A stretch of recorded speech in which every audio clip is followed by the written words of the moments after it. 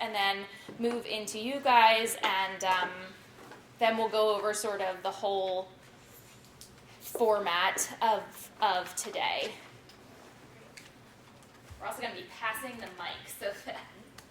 So I'm Nicole D'Alberto. I'm the Associate Director of Career Services at the Steinbright Career Development Center. That's the team beyond our co-op and co-op faculty, the team of career counselors, pre-law, pre-med advising.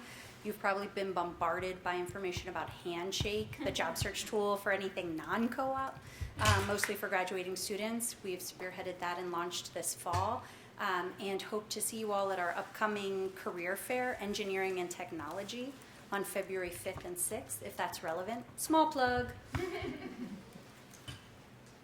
Thank you, Nicole. And I'm Olivia Bittner. I'm a co-op advisor over at Steinbright, primarily working with students in the College of Arts and Sciences, but also Goodwin and Westfall. So I probably work with a variety of you, which is wonderful. And kind of came around to this just out of a general interest in advising and professional development generally. So I think we would love to know briefly from each of you just your name and what population of students you typically work with, and that would be really helpful. Do you mind starting over here? Sure. I just wanted to make sure. Alyssa Heinsohn, I'm an academic advisor for LeBeau undergrad. Vanessa Herrera, also academic advisor at LeBeau undergrad. Stephanie Schley, Director of Admissions and Recruitment at the Graduate School of Biomedical Sciences and Professional Studies, which is the graduate school in the College of Medicine, and I work with graduate students. Jenny Wyan, I work with biology students. Jenna Gregory, I work with underclassmen, political science, psychology, communication majors. I'm Erin Durkin, I work with the public health undergrads. Will Ahern, I'm undergrad CCI. Tracy Soto, also undergraduate at CCI. Riley Wilkins, graduate students at CCI. Lois Caston, graduate students also at CCI. We are highly represented. Yes, yay! Arnie Collins, I'm a career counselor, anyone and everyone. Hi, my name is Natalia Paterko. I work with EDD students and School of Education. Selena McKenzie, graduate academic advisor in the School of Education. Teal Hensel, undergraduate LeBeau, academic advisor. Megan Strasvini, academic advisor for online co-op students. Devin Haas, psychology, director, couple. Rebecca Weidenthal, EMSS, Intercollege Advising, Special Student Services, and class in particular. Janet Golan, Intercollege Advising. Great. Are we all set on? We good on Griffin. Please. I'm sorry we missed. Oh, yes. Mary Carty, graduate public health. Awesome. Thank you. And those that are just coming in the room, feel free to come up here. Those awkward ones are the last arriving. Are we good? Just recap? I think so. Okay. Yeah. So we wanted to thank you all for coming today. And just to begin, we're going to model this session around brain-based career development theory so that you experience it just as you're learning about it. And so if you turn the sheet that you just received to the side that has the goal, notes, and next steps, I invite you all to write down, what do you hope to gain or learn from today's session? Just as you would ask a student coming to your drop-in hours, coming into an appointment, how can I help you today? What are you here for today? What would you like to work on today? Same question applies to you right now. Why are you here today? What are you hoping to get out of this session? What brought you here? And that will be something that we'll revisit as we come to the end, so you can take a minute just to kind of jot down your thoughts.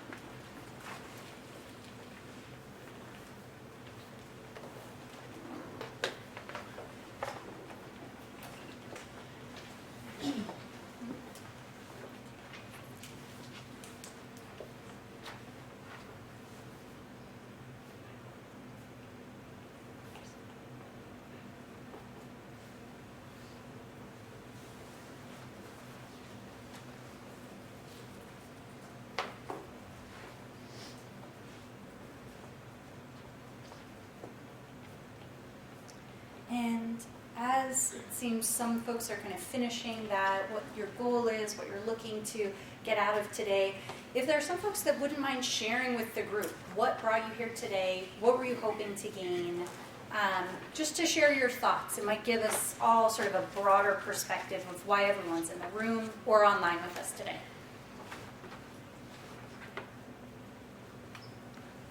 Thank you, Stephanie. And then come on. I would like to get a different perspective, a broader perspective on career advising and academic advising and how they are dependent on one another. And how the connection between them can be helpful in the progression of, the student advising from the start to until they leave. Mm-hmm. And after. Mm-hmm. Absolutely, yeah. The topic intrigued me, the name of what we're doing here. And I like to think that I use my brain every day. So I'd like to learn how to use it even more than how I already use it. Absolutely. I would like to find out how to better structure information that I send to my students so that they really absorb it and see it. And also, when and because we have lots of information we need to get out to different groups, how do you then structure that? Yes, absolutely. Well, I do want to sort of reply to all of those as we begin. One, to Stephanie's comment, today we will absolutely be discussing that nexus between academic advising and career advising, because we know that that is already happening. We know you're already having those career conversations with your students as they come to you for advice and guidance. And so this will absolutely be a tool that's helpful to structure that in addition to typical academic advising meetings. How to have those conversations in a way that a student leaves your office feeling empowered, feeling clear, feeling calmer, and that includes in even email communication. And I do want to share that I would be remiss not to mention Jenny as we begin this presentation, because this actually began for our office an investigation of brain-based career development theory, because Jenny had shared a webinar that was taking place related to this, which was an absolutely incredible opportunity, but truthfully beyond our scope financially. We all have budgetary restrictions. But an incredible article that we will share with you all after this is the foundation, and what we're covering today is really just the practical tools so that you can take this back tomorrow and infuse what you're doing to make your advising stronger. Okay? All right. Sure. So I'm going to be talking for a minute. So I actually am going to pin this on real quick. Does that still, can you still like hear me and everything? Great. Theater kids, so I just have to, I'll work with it. It's totally fine.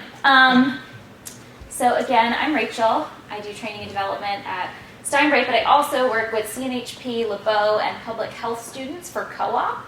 And one of the things that I think is really interesting, this whole, can you just click? Yep. Thank you. Because if you click it, it's fine. Yeah, so what is brain-based career development? Just to give you guys a background on the theory, where it's coming from, why it's like the term that we keep coming back to and using. It was developed at Ohio University in like the late 20th century, like 80s, 90s, and even into the 2000s. They've been working on this theory out of the Career Center. Now, much like Drexel, Ohio University, not the Ohio State University, Ohio University, that caught me up for like months actually. I started building this presentation, I'm like, they're not the same. But I'm a Philly kid, so. They're a huge private university. Tons and tons of students, over 40,000 students. They have half a dozen campuses, online programs. So much like the diversity of advising in this room, there's a seat over here. Much like the diversity of advising and constituencies and populations in this room, they were looking for ways and things that they could use and sort of structure themselves to work with a huge population of students across generations, across online, in person, undergrad, grad, etc. So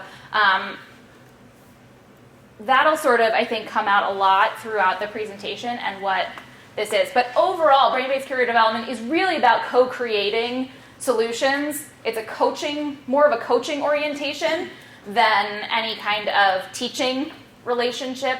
It's really about active engagement and getting the client or the student or whomever to start creating their own plans, to start creating their own solutions, and really encourage that critical thinking that many of us are really trying to encourage anyway in every way possible.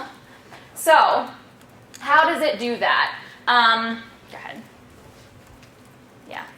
Yeah. So the theory basis, just quickly, and I am going to run through a lot of this stuff a little bit quickly, intentionally, because number one, I don't necessarily want to harp on things that people know about too much, but number two, because I want to make sure we have time for your questions.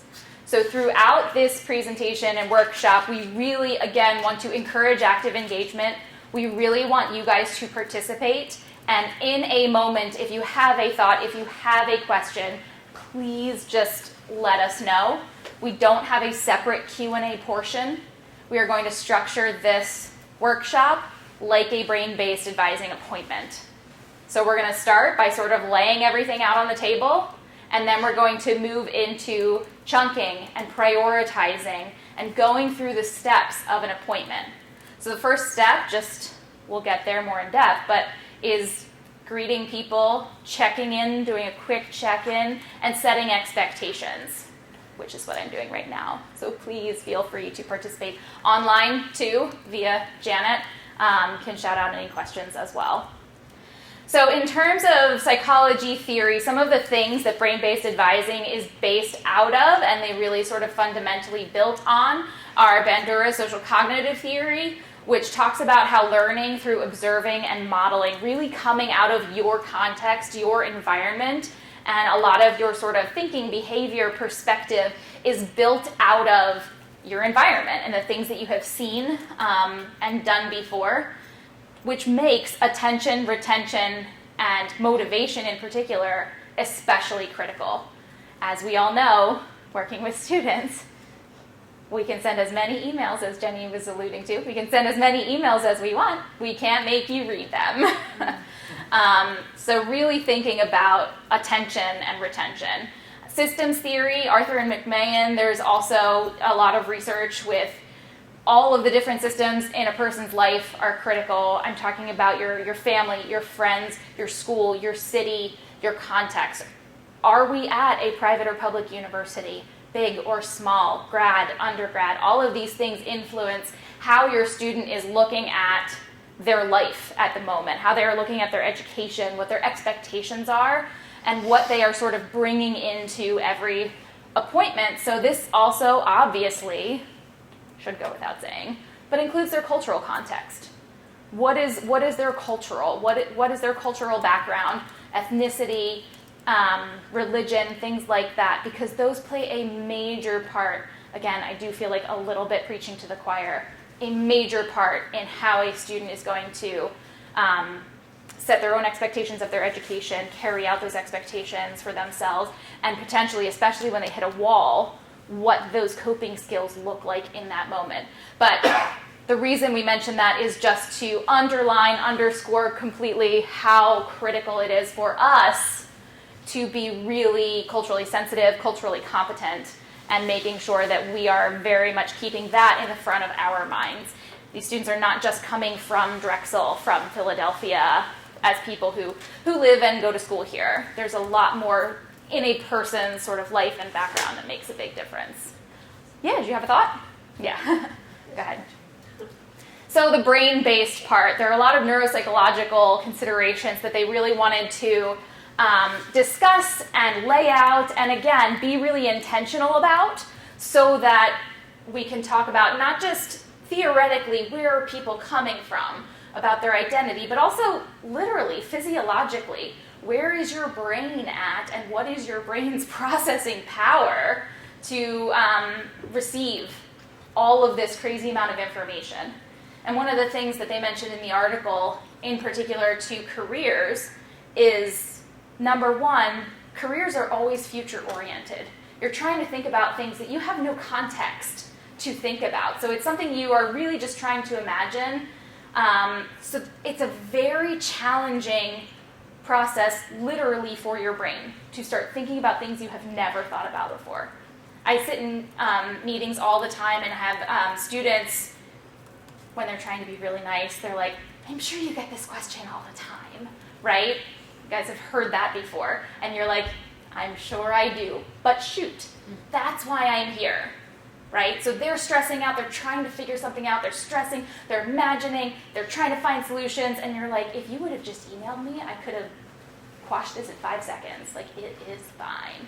Because we've done it over and over and over and over again. But for them, it's a very sort of energy-heavy process. So Maslow's hierarchy of needs always, I think, sort of needs to come first. There are a lot of questions about the actual pyramid and things. Not going to get into those. But in terms of if somebody is hungry and food insecure, they are not going to be nearly as worried about calculus. They literally cannot be. So again, that's a consideration to keep in mind. Something I think we actually talk a lot here about Drexel. I think that this community in particular, student-facing staff, advising, is very acutely concerned with and aware of. Financial aid, if they are worried about how they can pay for this term or next term, they're going to be less concerned with replying to your emails. Even if we know that that could help, again, they don't necessarily know, and that is a hugely stressful process. So the prefrontal cortex, it's sort of the front part of your brain, kind of think like right behind your forehead. It's also, it is the center of decision-making, logical thinking, future orientation in your brain. It is severely limited in its processing power and time that it can sort of record and remember things. You can only keep a couple of things in like the front of your brain at one time. So again, if you are focusing on being food insecure, you are not focusing on other things. It also doesn't develop fully until your mid-20s. So all of those sort of inhibitions, those I'm going to hold myself back and ask a couple of questions and try to figure something out, logical, sort of critical thinking, thought processes, decision-making, literally not fully developed until your mid-20s. So especially for those of you who work with traditional undergraduates, you are working with a population who is coming into this university without that finalized. Neuroplasticity, however, is another thing. Our brains are crazy. Your brains are crazy. We can stretch them. We can change them. As we continue to harp on these processes, make things a habit. I always lecture my students about professionalism as a habit that you need to practice, because not every day is going to be your best day. And so when you fall back and you are not your best self, make sure you are falling back on good habits. That's just kind of how you function. And that's sort of one of the many things that neuroplasticity speaks to. You can create those new associations. You can create those new habits. You can create those literal neural pathways. Additionally, the limbic system, the amygdala in particular, that is where decision-making kind of is housed and moves through your brain before your prefrontal cortex is fully developed. Interestingly enough, not shockingly, once you think about behavior, that is also sort of the primary seat of emotions in the brain. That's where a lot of like anger, rage, some of those like more primal lizard brain type things. Don't tell any of your psych professors that I said that, because I think they would be like, that's a real oversimplification. They are not wrong, but for our purposes, it's very emotionally driven, or results in a lot of those stronger emotions. And so if you think about it, as your brain is developing, what is happening is you are literally moving from a place where you have to psychologically, physiologically process things on an emotional level, to make decisions on an emotional level, to a place in adulthood where you can and are making decisions in a much more logical, process-oriented fashion. So you really are completely changing, even physiologically, your decision-making process. And we are literally working with populations who are in the middle of that transition, maybe have just made that transition, who are not necessarily used to or haven't developed a lot of the skills, the pathways, the habits of that kind of future thinking, that kind of logical decision making, critical thinking in terms of imagining multiple solutions and choosing the best one, making lists of pros and cons, things like that. So in terms of dopamine, a neurotransmitter that everybody's probably heard of in terms of it's one of the ones that makes you happy, and the lack of it makes you sad. Again, a massive oversimplification, but for these purposes. Even something as simple as unmet expectations can generate huge drops in your dopamine levels. So if you are sitting in an appointment, as you probably have many times, and you get to the middle of an appointment and you know you're not telling the student exactly what they want to hear, but you think it's going fine because whatever this thing is, it's not a big deal. It's just a C, or it's just you missed class and didn't email your professor, and you just have to email people. But you start to feel the energy shifting in the room, and you're like, what's happening here? And all of a sudden the student is just completely beside themselves and just completely angry or upset or sad, and you're like, what just happened? I was giving a performance review to a work-ready student. So he was 11th grade going into 12th grade, and I gave him 3s and 4s out of 5s. And I'm like, so you're doing really good in these 3 areas, and everything else, you're doing fine, keep up the great work, I'm so happy. And by the end of our half-hour work-ready performance review, he was in tears. And I was very taken aback, and I was like, what's happening here? What just happened? And that was kind of the moment when he discussed with me, and it clicked in my brain that he's coming from a K-12 or higher ed context where he's an A student. He doesn't get 3 out of 5. He gets 5 out of 5. And I had just given him, 10 3 out of 5s and 4 4 out of 5s, and not a single 5 out of 5, and it was devastating.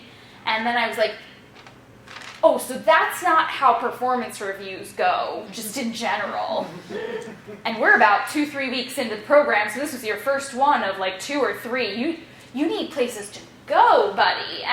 But he had literally been experiencing a hugely emotional moment completely beyond my awareness, and was very upset, and it took him a while to kind of process some of that, and I still don't think by the end he totally got it, but it's one of those moments where you see something happening. Yeah.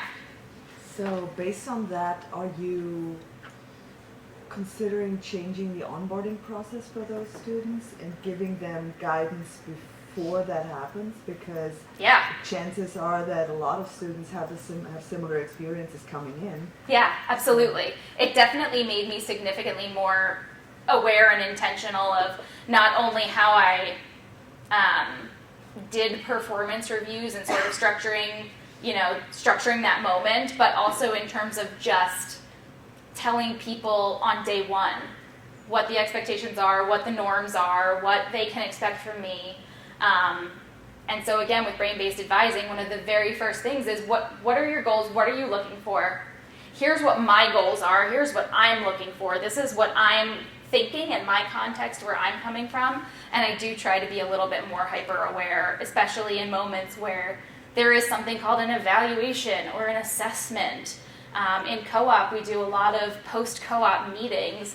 And I have a lot of students sometimes who come in and they're very nervous. And I know that it's just a reflection meeting. You already got credit for co-op. You're already back in classes. I just want to know how it went and help you reflect and grow from your experience. But some students have never done one of these before. They don't know that. They think there's another evaluation coming. There's another sort of test. So there's a lot of that kind of prep and expectation setting that we try to do. Prevalence-induced concept change, that's actually one I just heard about this weekend that I thought was fascinating and very, very relevant. Your definition of good and bad is not anybody else's definition of good and bad. So prevalence-induced concept change is the idea that when a lot of terrible, awful, no good things, if you're having a really tough year, a lot of terrible things are happening, then these little one-off stupid emails, that parent phone call, doesn't even faze you. It really just doesn't, because your definition of bad at that point, or challenging or tough, is all the way over there. But as things get better and easier, all of a sudden a C in a class can be devastating, even if that's totally fine. So like I mentioned, I work with public health and CNHP students, and we got a lot of high achievers. And I will be going over resumes, and I'll have students who say, I don't know if I should include my GPA. Like, it's really not that good. It's not that impressive. And I'm looking at AVT, I'm looking at their student records. I'm like, you have a 3.4. What? You're pre-med with a 3.4. What are you talking about? That's fantastic. And they're like, no, it's actually really bad, and I could do a lot better. And I'm trying to sort of reorient them to focus more on themselves, because all of their friends have a 3.8 or a 4.0, and all of their friends ace every single test. And I'm like, I literally say to students sometimes, I don't know who your friends are, because that is not my context. Like, who are you talking to? And sometimes even that surprise and shock of what my expectations are, and that they are meeting or even exceeding them, is at least a little bit comforting, and can then hopefully boost that dopamine a little bit more, be really validating. So mindfulness for both us and students as a concept in general, we won't talk about as much today, but it can be really critical. And I'd like to pause there. Having shared this with our team of career counselors, one of the biggest takeaways is that many of us, they have shared in this article that once you've done something for over 50 hours, you are on autopilot. So that's why many accidents occur within a 10-mile radius of your home. We're familiar drivers. However, when you are driving in the snow and every inch you're thinking about, do I put on my turn signal? Do I have to indicate here? Should I turn more slowly? That active mindset of mindfulness, being very present to the moment, actually improves your experience. You are a better driver when you're paying attention to what you're doing. Similarly, as an advisor, as a career counselor, when you are present to your students, not just, okay, questions about which class to enroll in, here's my standard answer. Questions about how to do a resume, here's my standard answer. When you're truly present, the quality and engagement for students is so much greater. Yeah, and actually similarly on that note, as Nicole was saying, mindfulness, in case the mic didn't catch it, I'm not sure what it does and doesn't catch, but mindfulness is critical. The more you can be truly present in a moment, the more your students can be truly present, you are increasing both the students' and yours attention, retention, and therefore motivation. We are all sort of better and more responsive people to each other. You can start to notice, as I mentioned in my anecdote about the performance review, when the energy just suddenly changes and you're like, I didn't think that would do that, what just happened? And inquire about it. That said, also keep in mind, for both you and your students, all of this stuff, holding all of this stuff, all of these steps, all of these considerations, takes a ton of energy. It really does. So those of us who are feeling a little overwhelmed, feel a little bit like Drexel can be a hamster wheel sometimes because we don't really get any breaks.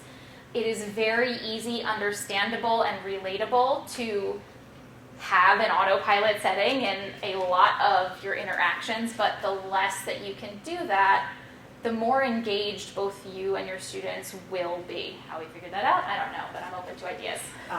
So at my last round, we talked about mindfulness and advising, and something that we talked about is that, so for example, we all have days when we have like 7 or 8 appointments in one day. So by like appointment 6 or 7, your brain is fried. And I'm slurring like a drunk person, seriously. But how we talked about it is like, this may be our 7th meeting, but it's their first meeting. Right. So we have to come at them and be mindful that this is new to them, it's not new to us. So kind of having that context of the student coming in, allows us to be refreshed, even if we're not refreshed. Yes. But it allows us to try and be in the moment and present. Yes, absolutely. I try to keep that in my mind a lot. This is the first time this student is asking this question. It might be my 10th time today, but it is the first time that this student is asking this question. The other thing, I took a self-care workshop through NACADA, actually. There was a webinar earlier in, I think, September, October. And one of the things that they said that really resonated with me in terms of self-care, speaks to mindfulness, I think, and those really long days is if you are at a doctor's appointment, right, and you're sitting in the waiting room, and your doctor comes out and says, I'm sorry, would you mind if I just took 2 minutes? I have to run to the bathroom. Who of us is going to say no? Who of us is going to be mad about that, right? So if you have 7 student appointments in a row and you haven't had time to eat or pee or breathe, if you can, and the student's been waiting, I had a student earlier today who was waiting for like 20, 30 minutes, and you still need a minute, just set those expectations. I haven't forgotten about you. I am committed to our meeting, but I need 2 minutes to get myself together. And 99% of the time, it's fine. We don't always feel like that because we are taking on, and this is our responsibility, and I'm trying to be accountable. But if you think about yourself as the client, as the student, as the person at, like I said, like a doctor's appointment, that really sort of hit me in a great way in terms of flipping that situation. Yes? I have a question, and I'm not really quite sure how to express it, but when you just said that, you have that pre-med student who has a 3.4 GPA. Mm-hmm. So that's a great GPA, but depending on where that student wants to go. Right, of course. That's not necessarily Not the going case. to cut it for Harvard Exactly. Medical School, Yes. for sure. So I'm wondering how to deal with this, how to set that expectation that your GPA is very decent, but if you want to actually end up where you want to go, Mm-hmm. this is not enough. Mm-hmm. And a student who's doing their best, how do you address with them that progression to professional school? I mean, Yeah. that's their calling, that's what they want to do, but their academics don't support it. Yeah. So I might suggest that is one of the role plays that we're going to do. We have some Yeah. role play situations of applying brain-based career development theory to Yeah. that, of how could you take that situation and have that conversation in a way that students gain the information that they need to hear and are Mhm. clear on next steps. That's what we're going to cover. So I say hold the scenario because we might be able to use that in as we role play. Yeah. Okay. The other thing too, how can we create a positive feedback loop? So one of the important things we'll get into about brain-based appointments is being able to create action steps, small goals, accomplishable things in a short period of time in order to give that student pretty immediate validation whenever they complete that task. And it was actually pretty funny because just yesterday I was in an advisor training and development meeting with Janet and a handful of other people who are still in this room. And the chair of our committee, Haley, is splitting us up into various subcommittees, and we have tasks and this and that. And we were getting a little carried away with discussion because we're advisors and we like to talk to people, and we had a lot to debrief and talk about. And she said, I really want to get some stuff done. What are some little wins that we can really get to right now? Like just to the whole group. And I was like, I'm going to talk about this tomorrow. She just said that. I didn't even tell her what I was talking about. She's like, I want some little wins we can do right now so that people can see, so that we know we're like accomplishing things and getting stuff done. And everybody was kind of like, oh yes, of course, absolutely, no, we want that too. So one of the questions with brain-based advising, because again, that's going to give people a little shot of validation, of dopamine, really sort of encourage these habits to become much more natural, much more ingrained, if they start to really see some tangible wins, tangible results. So that will create a positive feedback loop. I communicate with my advisor. They help me figure out what to do, and we'll talk about the word help in a minute too. And then I do it, and then things are fine, right? And I communicate, and we go through these things, and then I follow through, and then I got what I needed. And a lot of times I really do try to in those moments with those students, sort of articulate and specify. They're like, I didn't think this would work, or I didn't know I could do that. I'm like, right, but you communicated, and we talked about it, and if you just communicate with people, like the underlying principle here is not that I am all powerful and can make exceptions or whatever the case may be. The thing is, you asked the question early enough, kindly enough, at the right time, to the right person, whatever it may be, in such a way that we were able to work together and get this back. And so then again, the hope is not only to just reinforce and validate, yes, student, you did the right thing, but also, okay, student, in the future, if you have a question, you need to call me. And then we will talk about it, right? So that's kind of the intentionality there. So getting into the structure of an appointment. The steps are on that front page of the handout that we gave you, which we will email out for everybody to share, to hang, to keep at your desk, whatever you need. But greeting the client, explaining the process, making sure you guys are on the same page about what it is we're doing here, what your role is as an academic advisor, what kind of conversation or process are we getting into right now. Is it a simple, pretty cut and dry one, like class registration? Or is it, how am I going to get into whatever graduate programs? How am I what do I do with a degree in insert major here? Also keep in mind all of the nonverbal stuff that's happening, the context that you are creating. It's a psychological phenomenon called priming. So just the simple fact that we are in a classroom and you guys are sitting down facing this way and I am standing up, you're all staring at me. I'm talking a little bit louder. You are primed a little bit culturally, societally, to be quiet and listen to me.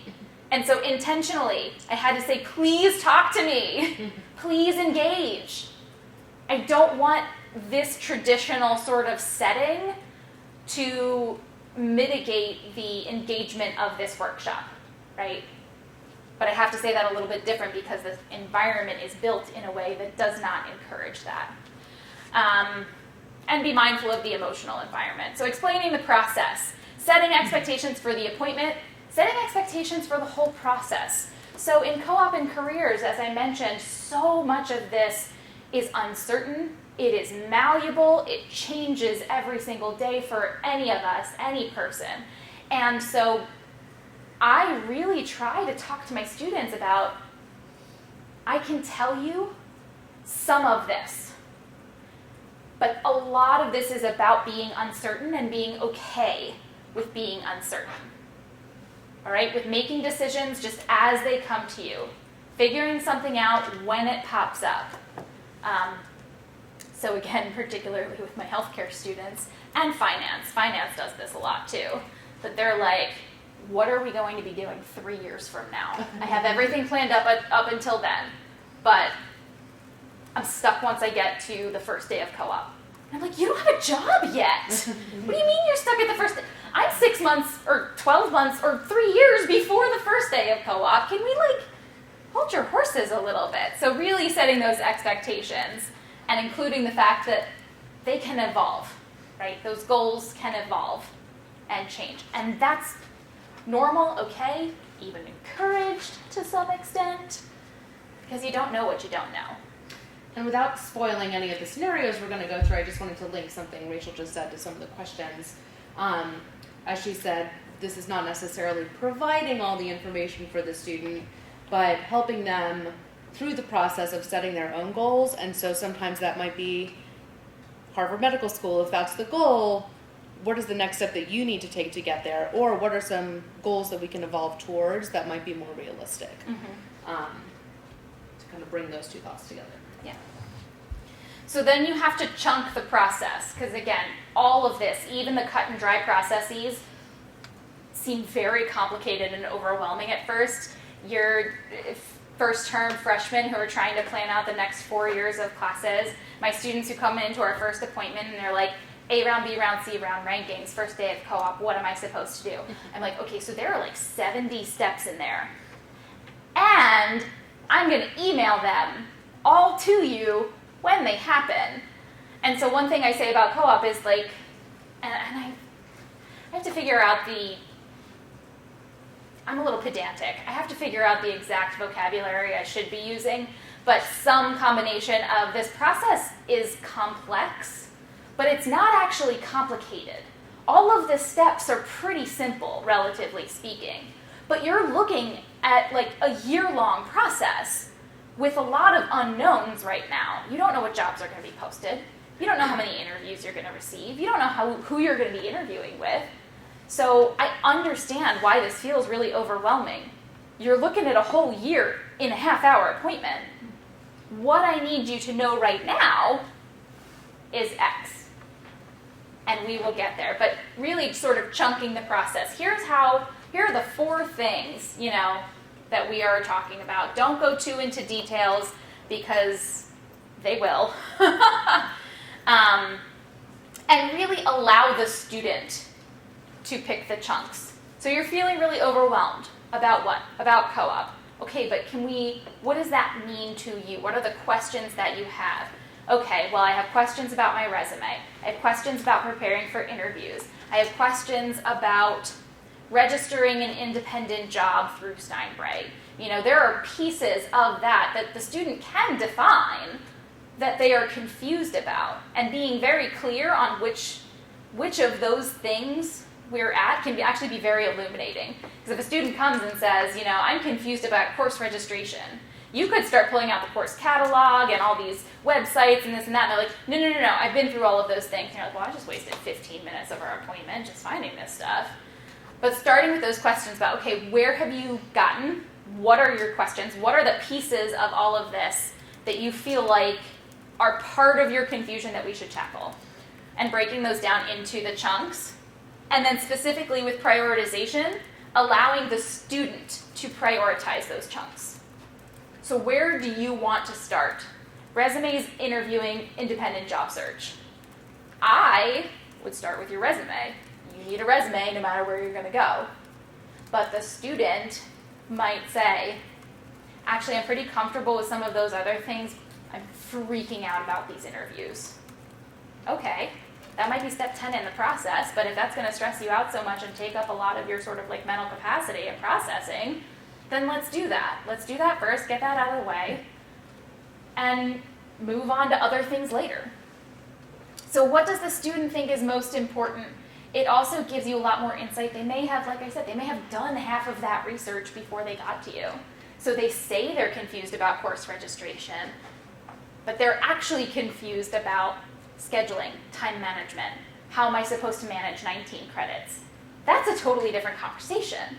And if you get there 20 minutes into a 30-minute appointment, I don't really know how to do time management in 10 minutes. I can't manage a half-hour presentation. Go forward. Asking questions. This comes out in pretty much every advising and career development philosophy that I've seen that actually is in practice in the 21st century. Questions are critical. Making sure to ask open-ended coaching questions, ones that, as they can, focus on a positive bent, focus on the future, focus on the student in particular, individually. There are billions. Everybody has a style, but really making sure that you are asking, not telling. And the document that we are going to send out after this, particularly if you're having career conversations, does have a really great list of suggested questions. I actually just went back and reread it and highlighted the ones that I thought really resonated, so that can... I have like stars and check marks and circles. Help if you're particularly having those career conversations. Visualization is another really, really powerful tool. Your brain remembers pictures so much more. That's one of the big reasons why we all send emails, right? We send follow-up emails. It's a little bit easier on the one hand because I can send them to 17 students at a time, but more importantly, those students can go back and check it whenever they have a question, right? So they know what we talked about.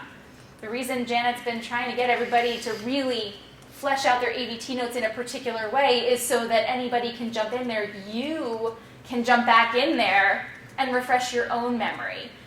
That's not exactly the kind of visualization that BBCD is talking about, but the more visual you can make this process with these students, having them write things down, draw things out, making lists and diagrams, the much better they will remember it.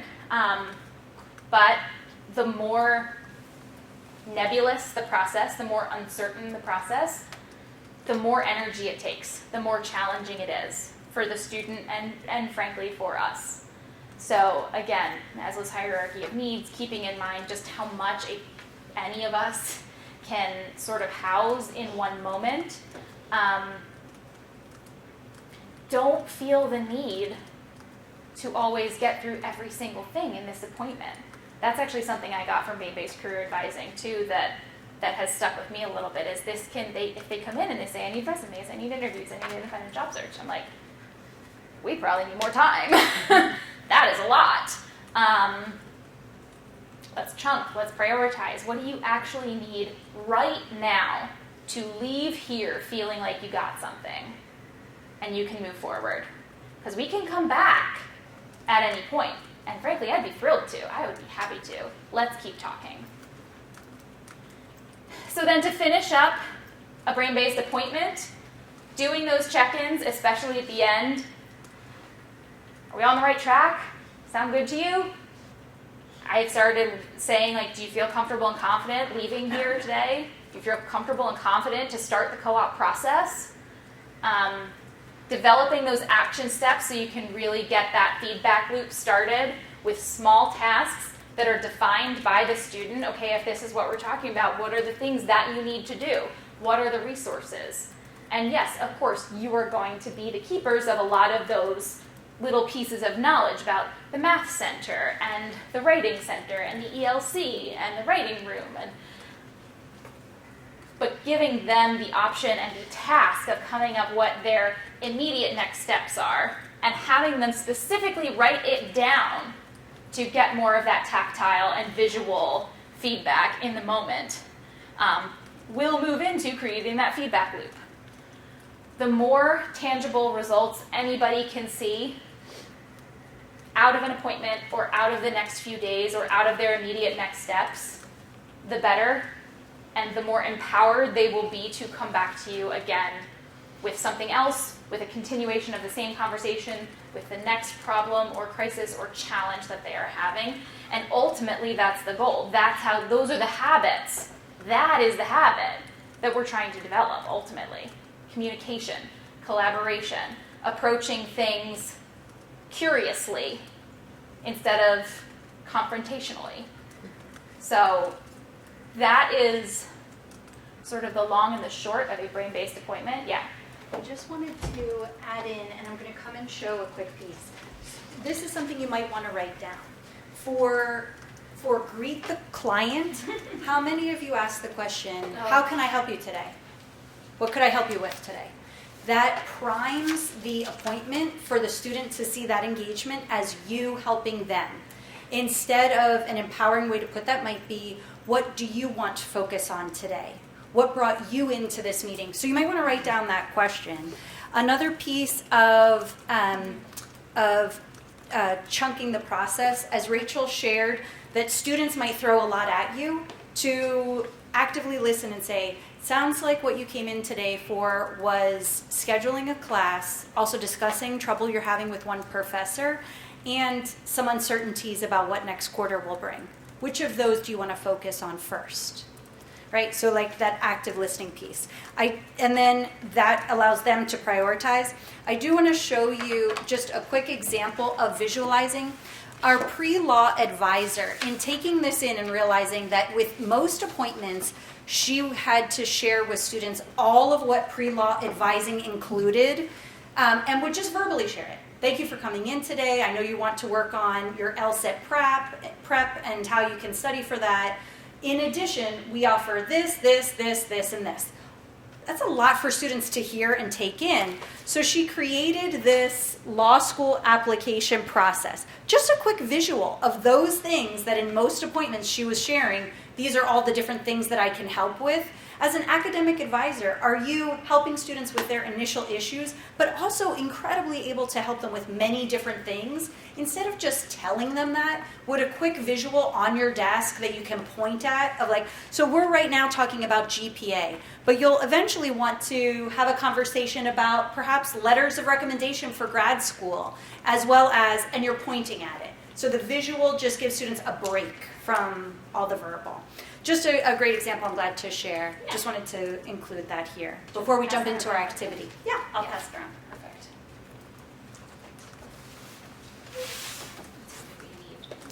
All good. All right, so thank you so much, everyone, for listening so engagedly and asking great questions. We did want to give everyone an opportunity to sort of put this to use and provide each other feedback on the process. So I actually, Rachel, if you don't mind passing these out, I'm going to have everyone get into groups of 3. Groups of 3, just kind of like circle your chairs around, they move around nicely. If you are joining us remotely, the article we're going to send later offers several case studies that help you kind of think through this. So I would encourage you to think maybe, if you're joining us remotely, about a challenging student situation you recently faced. I'll repeat this in a moment.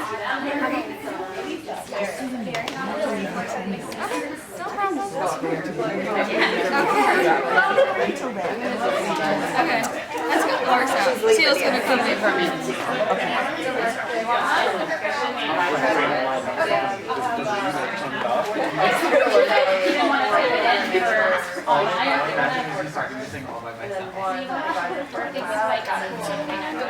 That's okay, yeah. All right, everyone. So I'm going to ask people to quiet down for 1 second so I can explain for our online folks as well. And so go ahead. If you are a group of 4, it would be better to be 2 groups of 2. So I'm actually leaving in just a couple of minutes, so that's why. Thank you. So if you're joining us remotely, again, unfortunately this won't be quite as interactive, but if you think about a challenging student situation you recently faced, and kind of mapping that out using brain-based development, how you might approach that differently, that would be a great way to sort of engage with this. Otherwise, I would love everyone in your groups of 3. One person's going to be a student, one person's going to be an advisor, and we're also going to have an observer. And whoever's going to be the student, take that piece of paper. If you, use your acting chops, kind of enact that scenario, and whoever's the advisor, I'm sure you use many brain-based career development skills already and use many of these techniques in your meetings. But put that aside for now, turn over your paper with all the steps so you don't see them lined out. Just approach that student appointment as you would normally. Let's say it's somebody coming to you during a walk-in hour and they bring you this scenario. Take a few minutes to kind of run through how you might typically approach that, and then we'll regroup in just a moment. So first it's just you, your normal self. Can I be the observer? So I guess it makes You want to be the advisor? Wait, who is this? The student? Oh. Student gets the slip of paper. Whoever's the student, you're coming in with the most information. Advisor, you're going in a little blind. You're going to switch to the person who is standing in front of the person who is the advisor is now going to do instead of like their normal advisor. I can't believe you got it to work. That's awesome. Yeah.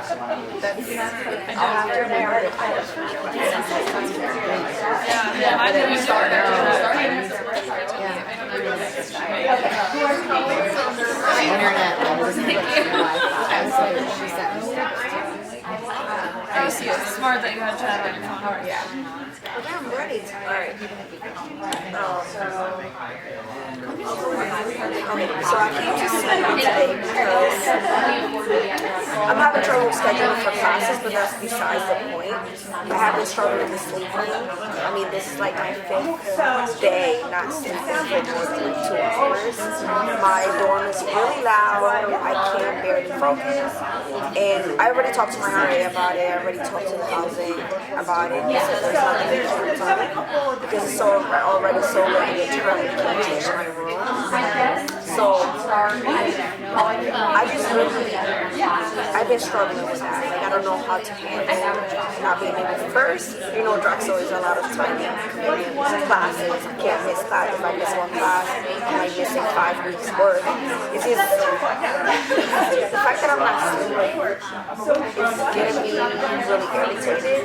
And I can't really focus on my classes. I just don't know how to handle my house right now. So yeah, that's why I came in. Even though I already have met with my RA, I already talked to the housing. I talked to her boss. I just came kind of ready to talk about it. You want to sleep and you're aware of it, but I mean, I tried to do a lot of, it sounds like you're trying to talk to other people and you want to still find your responsibility. So how are you feeling right now? A little stressed out, yeah, pretty tired, stressed out. I have a midterm coming up after this meeting, so there's a lot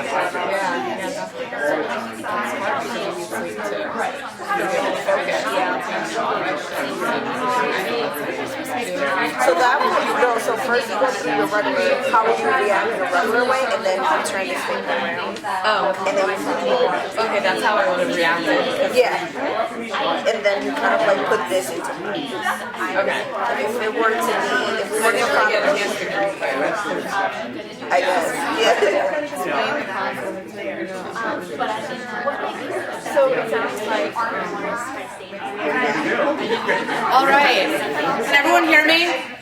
It sounds like some people are starting to wind down their conversation, so I just want to give them the chance to kind of jump into a next step. I hear people asking great questions and really validating the students' feelings about the situation, whether we may feel like it or not. So I kind of love what I'm hearing. There's a lot of really good skills already being put into use. But I would now like to kind of empower everyone to turn that sheet over if you haven't been looking at it. Take a second to refresh yourself on the different steps of the process, and then reapproach the situation. We're going to stay in the same roles. Advisor, you're still the advisor. Student, you're still the student. Reapproach the process more intentionally, taking on this brain-based approach. And then we're going to kind of share from each perspective what you maybe noticed or observed about the experience that you had. So let us know if you have questions, but have at it. Start over? Yeah. Take two. I usually just go by the, by the steps. Kind of like, for example, I think you really went into, I feel like it's not a scenario. You have to explain how that or should that be very no, it says, you're talking to your buddy. Yeah. That's what you said. Yeah. It says you haven't been sleeping well in your dorm. You hate your roommate. You have not been told, and you have been told that you're not allowed to have questions. So when you talk to your advisor, you express everything. Spend a lot of time, and you spend a lot of time just complaining, but don't see the solutions of the situation. So I'll just like, okay.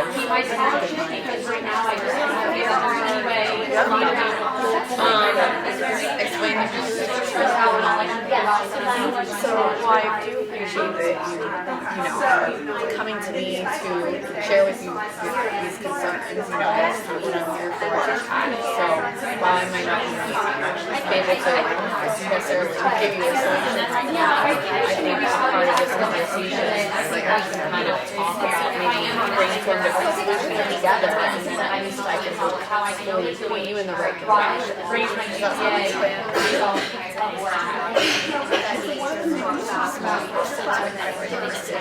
So it sounds like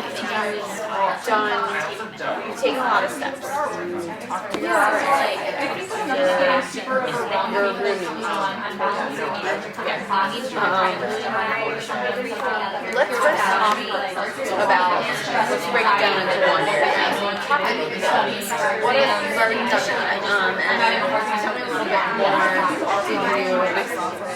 Did you talk to me about what other types of things you did to try to maybe help your environment other than talking to other people and try to I try to focus on one thing and do one longer. I guess I have been taking like breaks and like when I go to the library or reading there.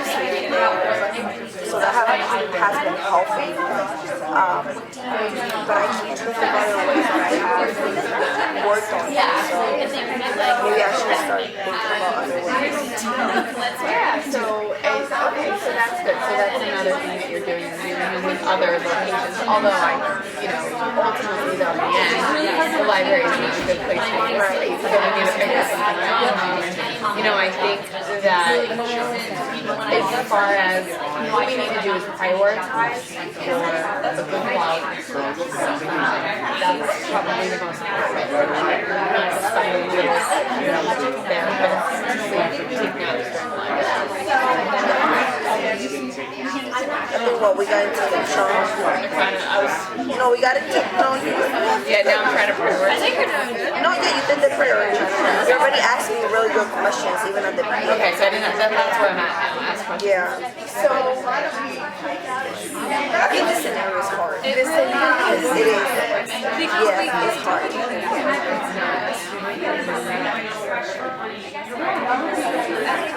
They did everything that we would tell them to do. Right. Now, if you didn't talk to me about maybe you might, then I would say maybe we would have guidance. What are some people that you feel comfortable with? What are some people that you were, that you talk to on a regular basis that you have shared this with? Well, I talked to my roommate about it, somebody in class, and my parents know about it. So, prior to those conversations, I mean, they always tell me to go and like tell my RA, but I don't really know my RA. Like I don't have a relationship with my RA. Or they tell me to go to housing. It's just I'm really tired. I don't want to deal with people. So you're very tired because it's all affecting So tell me a little bit more. So go from our relationship, right? About what it was like before the house. I mean, I see my other friends from other floors saying that they go out together, like they go to lunch. I don't really do that with my RA. I only get like whenever she sends out an email to the floor. That's how I know her. I met her like the first day, so I really don't know her. And she's always seems to be with me, so I kind of just avoid talking to her. But I guess at this point, I don't know what can I even do about it. What can they do? My dorm was right in the lobby. So we're hang out. So let's you were to visualize, just like how you see your friends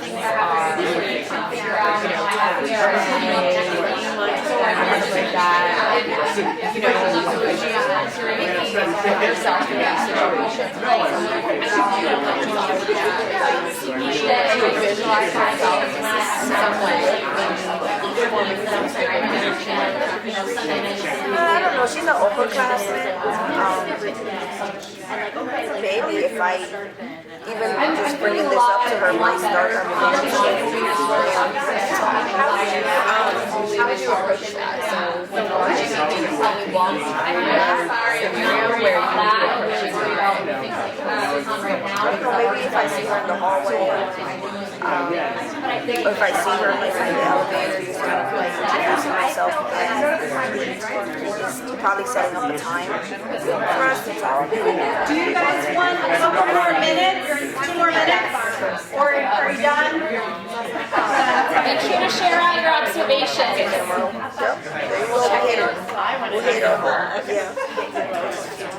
All right, so I hate cutting anyone off, and I love hearing that people. Yeah. Would advisors sit back on a student to say, hey, what are you going to do next step? You know, like in my day. I don't want to cut anyone off because I'm kind of hearing great conversations happening around your own observations about that, but we would love to share that a little more broadly. So I'm going to turn it over to Nicole to do our brain-based check-in and kind of talk about next steps. So first, just want to check in with you all. Are we making progress towards the brain-based career development theory concept that you came here to learn about? Do you feel like that brain-based career development focus, we're making progress in your understanding? Notice I'm doing a check-in. Notice I'm doing a check-in. Subtle. Okay. So first question is for those of you that were the observers in the group. Please raise your hand, just so we kind of know. All right, observers. Yeah, exactly. Observers. What did you notice in the typical amazing academic advisors approach versus them applying brain-based advising? What was the difference that you noticed between the two as the observer? First observers share out. Yeah. Something that we talked about, and I don't know how much the time difference had to do, because the first didn't have as much time, but the second time around, she got into more asking the student about how she prioritizes or how she would like to prioritize, and then chunking, and that's something that was really maybe the only thing that was absent from the first conversation. Okay, so that the prioritizing and chunking was really a noticed feature of the brain-based approach. Observers, any other differences that kind of stood out to you as witnesses? Yeah. Me? Yeah. Were you an observer? Yeah. Yes, I was. Go ahead. In the first meeting, which I also thought was great. Yeah. There was a lot of These are wonderful advisors in this room. Yes. There was a lot of empathy and really showing that you knew like where the student was at. And then in the second one, it was more action oriented and making the student think more, which I felt like a little discomfort at first because it's like, oh, are we being understanding? But then saw the effect of it having the student think more. Excellent. Yeah. So the brain-based put the onus on the student to think through next steps. Fabulous. Any other observers want to share out? Okay, no pressure. Those of you that were advisors, can you share your experience from being yourself, amazing and awesome, versus being yourself, awesomely applying brain-based theory? I love working with Nicole. Before I had this job, I ran an Active Alone program, which involved a lot of coaching. So in my advising, I noticed, based on what my observer said to me, that there wasn't too much of a difference because I already came in very action-oriented. Okay. So I didn't realize that until you saw did this. But I was like, oh, I'm a brain-based advisor. You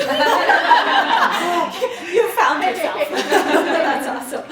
Yeah, anyone else being, yes, Arnie. Well, so I had a little bit of advantage because I've been through this before. So in just doing this without looking at the steps, I realized that a lot of what I did probably wasn't in this order, but hitting a lot of these steps as I did, which is what they observed also. Okay, yeah, excellent. Okay, good to hear.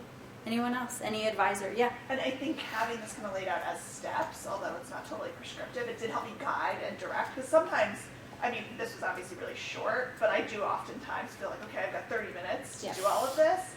So this actually helped me get to the end point faster. And the student, I think, still seemed happy. So. Student loved it.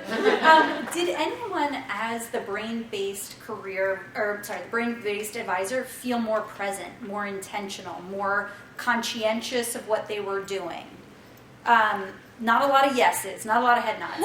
When we have shared this with others, that was something that they shared. Being myself, I'm natural. I'm just doing what I do. But trying to apply this new methodology for others felt very like, okay, I'm trying. I'm doing this intentionally. And that as a good thing, as something that is like exciting to be alive and alert to your everyday job, mindfully. Takes you off of autopilot. And I do want to also get to our students. What was the difference for you in being, in sort of going through the appointment in the general great academic advisor or with brain-based approach? What was your difference? Yes. I had to think a lot more.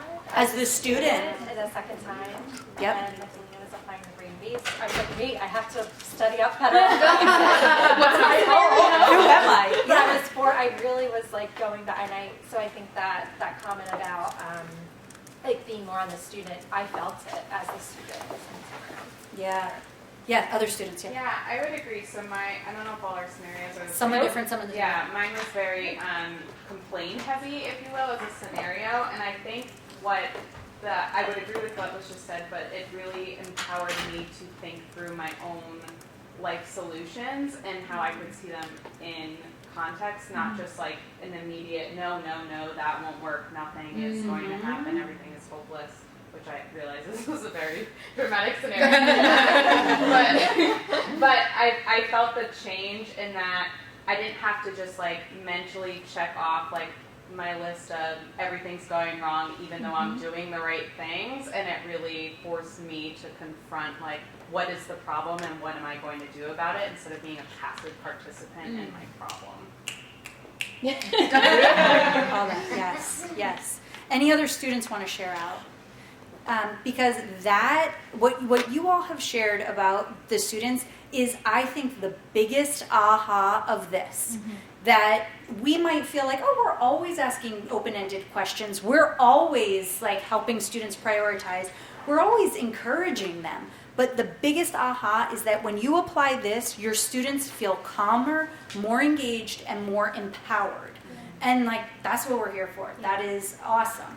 And if I could just share really quickly, I did my master's in counseling psychology, so the big overarching sort of statement, philosophy, theory that we were sort of trained under really revolved around the client is the expert in their own life.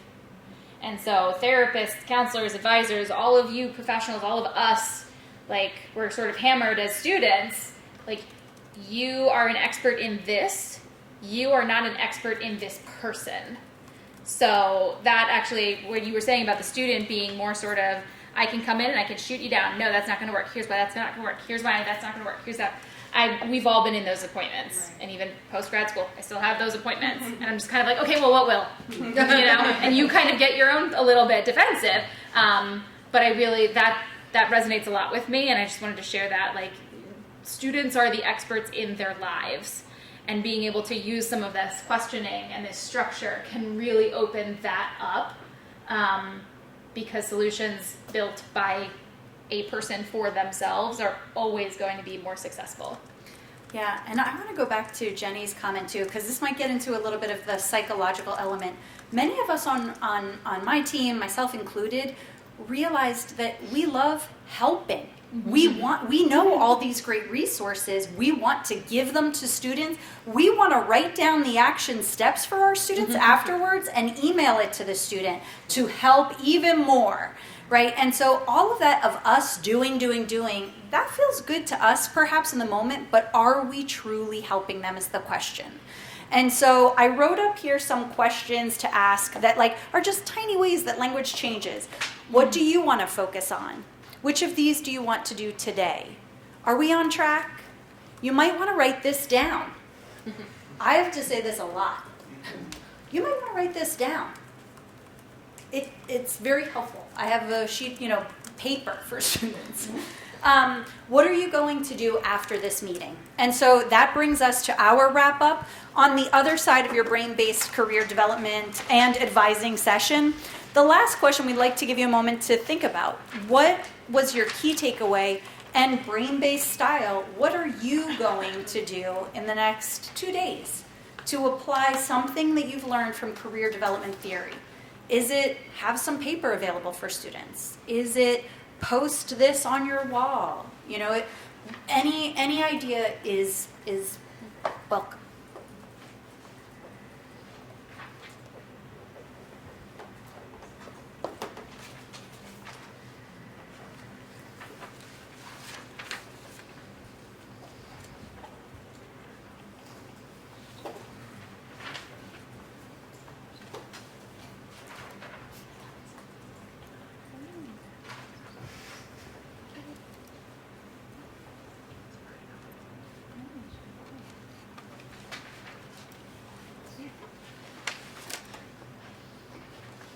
And just as we have a few moments to wrap up, the one thing that has sort of been a surprise to me, and maybe all of you, this would not surprise, but many students are very afraid, and anxiety is pushed as they're coming into our offices. We are an authority.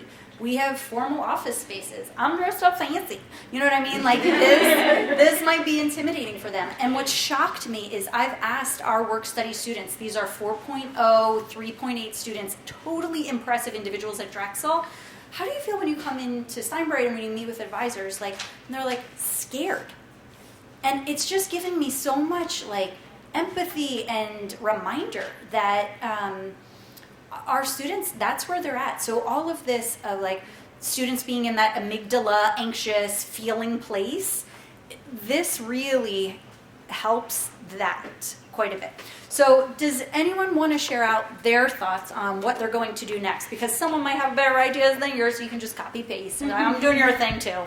Any thoughts on what you plan to do in the next 2 hours? Just to think about this, apply it. 2 days. You don't have to go back to your office. Yes. Yeah. Exactly. In the next couple days. Yeah. I Thanks, really Michelle. love the visualization that you shared. I have a very unique role at Dornsife where it's not inherently obvious what I can do, and I think just listing out the services in a visual way would just be so helpful. Yeah, yeah. Helpful to students, helpful to peers, helpful to coworkers. You know, like it's pictures 1,000 words. Beautiful.